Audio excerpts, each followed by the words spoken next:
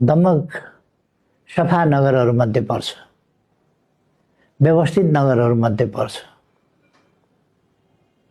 यो महोत्तरी धनुषा जस्तो अवस्थामा होइन, त्योभन्दा धेरै एडभान्स छ, सफा सुग्घर बेग्लै छ।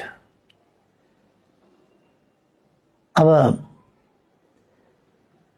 उहाँ त्यो कल्चरबाट आएको मान्छे यस कल्चरमा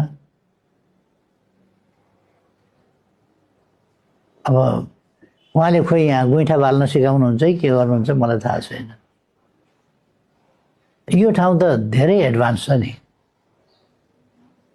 उहाँले यहाँबाट सिक्नु पर्छ, यहाँ केही गर्ने भन्दा पनि।